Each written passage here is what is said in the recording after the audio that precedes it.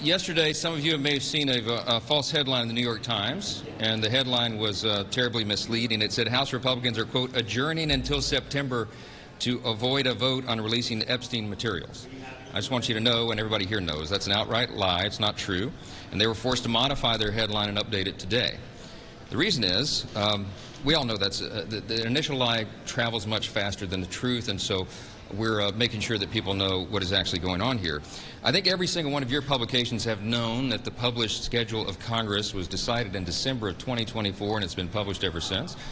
We are fulfilling the calendar. We're working. We'll be working tomorrow. There have been votes every day this week. We have 9 or 10 committees working through markups this week, many tomorrow. Congress is doing its work. No one is adjourning early. We have an August district work period that is very important to the function of Congress that has been recognized for all of memory of this institution, and that is what everyone will be doing. The Times was forced to change the headline because it was completely false. No one in Congress is blocking Epstein documents. No one in Congress is doing that. What we're doing here, Republicans are preventing Democrats from making a mockery of the Rules Committee process because we refuse to engage in their political charade. That is what is happening and nothing more. The way Democrats have tried to weaponize this issue is absolutely shameless, and I just want to say this. Democrats said nothing and did nothing, absolutely nothing, about bringing transparency for the entire 4 years of the Biden presidency. But now, all of a sudden, they want the American people to believe that they actually care. Their actions belie their words. We will not be lectured on transparency by the same party that orchestrated one of the most shameless, dangerous political cover-ups in the history of the United States. And that was President Biden's obvious mental decline. House Republicans stand for maximum transparency and truth. We always have and we always will. We're in lockstep with President Trump and his administration on this issue. We are pushing for the release of all credible information to be released with regard to the Epstein matter. I would note also that there are real issues, legal issues, with the CANA resolution, with the Massey resolution. CANA has no protection whatsoever for the victims of these horrible, unspeakable sex crimes, and Massey's doesn't go far enough. Additionally, the President has directed the Department of Justice to pursue the release of grand jury information, and that is happening as we speak. In fact, the court is processing the DOJ's request for grand jury materials as we are standing here right now. That's a very important step. We'll evaluate any necessary measures that Congress needs to undertake when that process is completed. I'm convinced the administration is thoroughly reviewing all materials and working to release all credible information while also providing protection for victims. And I've been very clear and on the record many times that we have an obligation to do that, a legal obligation and a moral obligation to protect the people who have been the victims of these unspeakable crimes so that their names are not dragged through the mud. That's a fine needle to thread, and I'm convinced that the people who are in charge with this are doing it the right way, judiciously. The Trump administration is working through the court to unseal those documents. Most of the Epstein files are under court order and sealed, so you have to go through that route to do it. All that credible information needs to come out, but they deserve the space to do that in the way that it is supposed to be done, and they are. A thorough, judicious, meticulous review to truly protect innocent people who suffered. In the meantime, on a much brighter note, the House Republicans are looking forward to going back to their districts. They have a lot to be proud of and a lot of good news to share back home. It's just 6 months. 6 months of this administration and this Congress. We worked closely with President Trump. We've delivered on the mandate from the American people. We have the safest border now in the history of the country. Inflation is cooling.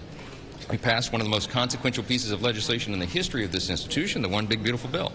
And what that did, as you know, was it secured the largest tax cut for American workers, the largest single investment in border security and national defense in generations, the largest reduction in spending in the history of any government on planet Earth, and much more. President Trump is making historic trade deals to balance the playing field and bring trillions of dollars of investment into America. As a side note, I will tell you, I was in the Oval Office last night for the historic moment where he made the trade deal with Japan. It was really something to see. I'll write a book about it one day. The Art of the Deal. It was a masterclass. We passed over 250 bills. We voted to codify 50 of President Trump's executive actions, and we're just getting started. He has signed into law so far important legislation like the Lake and Riley Act, the Halt Fentanyl Act, the Take It Down Act, the Genius Act, and of course the $9 billion rescissions package. In just 6 months, President Trump and House Republicans have made safer, stronger, and more prosperous America. We have work to do that, fulfilling our campaign promises, and there's much more to come. And during the district work period, we'll be crisscrossing our districts and sharing with constituents the impact of all that hard work here on Capitol Hill. So I'll just conclude this and take a couple questions by saying, as we break apart here now to go home for the district work period, there's a lot to share with our constituents, a lot to share, a lot of good news, and we're looking forward to everyone feeling the positive effects of the work that's been done here so far. Couple questions. Can I just ask you, do you feel like your Republican conference has gotten away from you on this Epstein issue? You saw yesterday Comer announcing that there is going to be a subpoena for Ghislaine Maxwell. Do you support the House Oversight Committee's work, and do you support the work of your members who do want more transparency on this issue? Of course. Look, there's no daylight between members of the House Republican Conference, or for that matter, between us and the White House. I fully support my committee chairs. Jamie Comer is a trusted friend. He's an excellent chairman of the Oversight Committee, and he has a duty and responsibility to follow the truth where it leads. And so every single one of us are for maximum transparency, and we'll use every power that we have to ensure that that's done.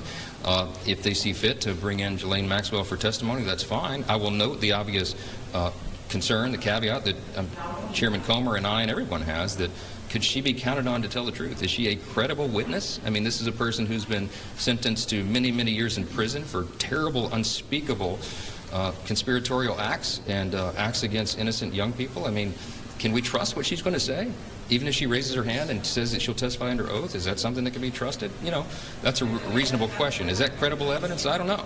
But we'll have to see. We have to, uncover everything that we can and let the American people evaluate. Is there concern? I mean, obviously we've seen the conservatives shut down the House floor routinely. You saw that you had to pull the rule because of fear of Epstein votes. No, we don't have any fear. No, hold on. No, Reese, no. There's no fear here. No, there's no fear. There's no fear. We're not going to allow the Democrats to use this as a political cudgel. Remember, they had 4 years. Hold on. The Biden administration held the Epstein files for 4 years. Not a single one of these Democrats or anyone in Congress made any peep about that at all. They could have brought a discharge petition at any point in the last 4 years. They chose not to. They waited until President Trump was elected. I think that's very suspect. And I will not allow the House to be drug into political gamesmanship. Promises that Republicans made to voters over Jeffrey Epstein. Why not more of a sense of urgency? Why not just hold a vote today? There's no point in having a vote today because the administration is already doing everything within their power to release them. They've gone to the grand jury. They've requested the courts to unseal the documents so that they can be released. The president himself has said all credible evidence should be put out to the American people while protecting the innocent. That's where we stand as well. There's no point in passing a resolution to urge the administration to do something that they are already doing. And so that's why we're going to let that process play out. This is not out of fear in any way. What we're trying to do is maximize transparency and stand for the truth. We want, wait, let me say this, very important. We want every single person who was involved in any way in the Epstein evils to be brought to swift justice. We want the full weight of the law to fall upon their head. And I will do everything within my power to make sure that is possible. That process is underway right now, and we'll see how it plays out. Are you using the phrase that there's no daylight between you and the White House? Yeah. Don't you have a responsibility to build some daylight between you and the White House? You are a leader of a co-equal branch of government. Isn't part of what your members are concerned about is that there needs to be a second set of eyes? I'm the leader of the most important branch of government. In my view, it is Article 1.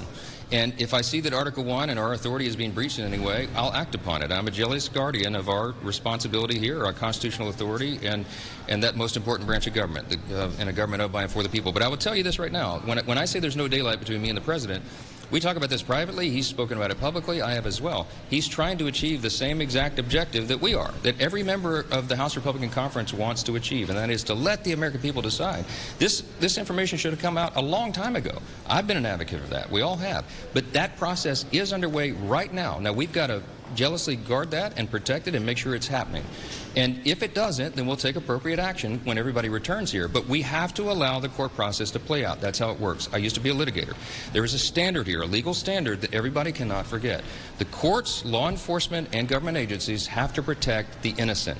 And the way you do that is you are very careful not to release names of victims or release it in a haphazard manner so that their names could be unmasked in some way, because it would destroy their lives. And and anybody who's been swept up into that. So that's what the Justice Department is doing. I think they're doing a deliberate job right now, and our job as the Article I branch is to allow the executive to do that. If it doesn't come to fruition, then we will act, but we have to allow that time to process. Thank you.